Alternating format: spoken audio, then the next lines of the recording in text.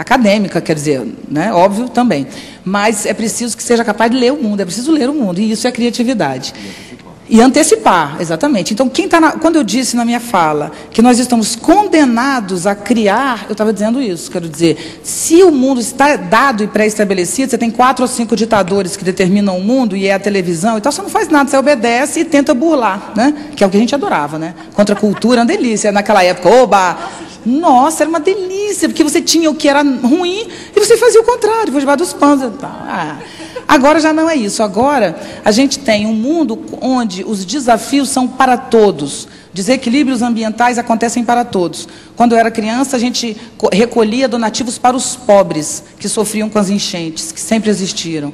Hoje, a gente viu no Rio de Janeiro o Vale do Cuiabá desabando, e o Vale do Cuiabá tem criação de cavalos de raça e piscinas. Ninguém vai pegar donativos para o Vale do Cuiabá. Então, isso colocou todo mundo num lugar só. A crise ambiental, as mudanças tecnológicas, todo mundo está meio que num lugar só. Então, se todo mundo está num lugar só, você nunca sabe que empresa vai crescer, que empresa vai cair, quem vai ganhar e quem vai perder. Essa instabilidade econômica gerou o quadro que a gente está vendo hoje, né? É fácil olhar essa instabilidade. Então, quem é que está bem na fita? Quem consegue antever, e você tem toda a razão. Bom, isso é a primeira parte. A segunda é como produzir isso, é só desconstruir o nosso modelo educacional, que é feito para obedecer, e para repetir, e para decorar. É isso. Nós temos um modelo educacional que não é apenas brasileiro, quer dizer, no Brasil, especialmente em função do regime militar, em função de uma industrialização que veio tardia e tem que correr, teve na década de 50 e tal, mas no mundo inteiro, o mundo inteiro passou por isso. E o Brasil está correndo atrás disso, que é, você estuda para repetir o que você acessa num celular. Nós temos um celular e meio por habitante, e nós temos nas nossas melhores escolas particulares, incluindo universidades, a exigência de que você decore conteúdos e apresente em uma prova, que você já chega culpado nessa prova, quer dizer, vai provar, não é isso? Você chega culpado, tem que provar que é inocente. Então, se tivéssemos um modelo educacional voltado para a inteligência, a gente teria, possivelmente, não tão grandiosos, porque, sinceramente, isso não é uma maneira específica para me referir ao professor Nicoleles. Realmente, talentos raros existem, e eu não tenho dúvida que ele é um talento raro. Mas, se a gente tivesse um outro modelo educacional, talvez ele tivesse uma equipe maior para trabalhar com ele, de pessoas capazes e ele pudesse distribuir isso, assim, muito mais do que ele já tem feito. Mas nós, no Brasil, apesar do nosso modelo educacional, que é absurdo, completamente absurdo, as nossas escolas particulares são piores do que as nossas públicas. Se você analisar, você vai ver que a diferença é pequena, tendo em vista que o aluno da escola pública já chega com fome, perto de favela, pai e mãe analfabeto. Para uma escola particular que já recebe um aluno pronto, né, 30% é melhor, é demais, né? Em alguns municípios, como no Espírito Santo, a escola particular, a nota é pior do que a pública. Então, nossas escolas todas são muito ruins, essa é a realidade. Se a gente tivesse um modelo que incentivasse isso, ajudaria. Mas eu quero dizer que, apesar disso, nós temos o professor Nicoleles. Eu só queria tocar num assunto, nesse ponto de vista, do ponto de vista biológico, né? Desde que os cérebros complexos surgiram na escala evolutiva, a missão precípua, fundamental desse organismo, desse órgão, perdão, é antecipar o futuro. É criar e mais ainda, à medida que os mamíferos emergiram, e principalmente quando os primatas surgiram, e nós, com a expansão do circuito frontoparietal e da expansão do lobo pré-frontal, o surgimento do pensamento abstrato, do pensamento causal, onde você tenta estabelecer relações de causa de múltiplas ordens, não de um único passo, mas o jogo de xadrez, né, onde o jogador de xadrez está tentando antecipar várias jogadas à frente de nós, né, e antes que alguém me diga, não, mas o jogo de xadrez pode ser posto num supercomputador, o jogo de xadrez pode porque tem regras definidas e fixas.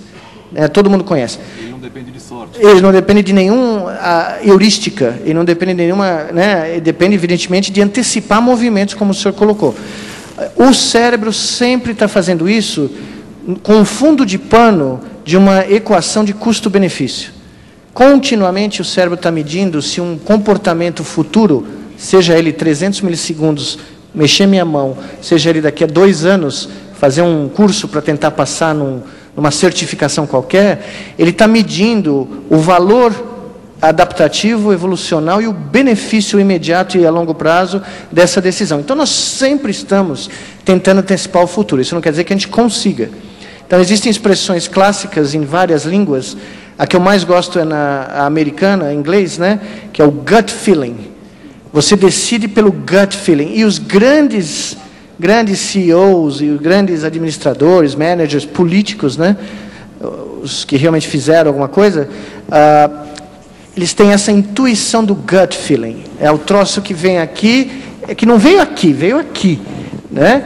E esse basicamente é demonstrado que as pessoas que optam por cenários difíceis de você decidir uma decisão, e aquelas que têm a melhor chance de tomar uma decisão que faça, né?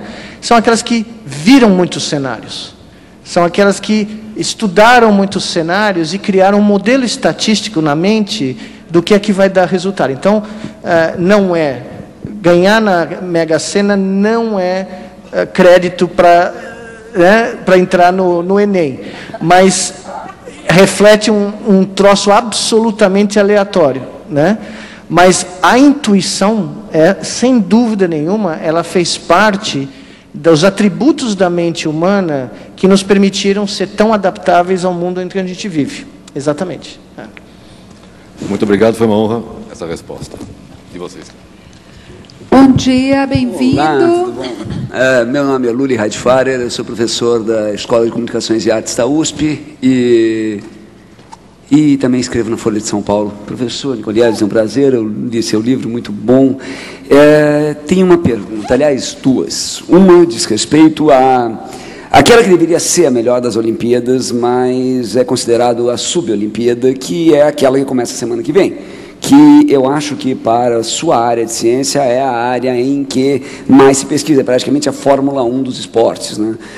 O que está sendo feito entre a Paraolimpíada e a área de pesquisa sua que pode levar a uma expansão humana? Isso é a primeira coisa. E a segunda, já para emendar e terminar de uma vez, rápido, diz respeito ok, então vamos assumir que, como toda tecnologia barateia muito rápido, facilita muito rápido, a gente já tem todo um movimento de uma subcultura de ciborgue, que se diz transhumanista, mas na verdade são grandes gambiarreiros, de sujeito implantando ímã debaixo de dedo e outros silk electronics, que eles chamam.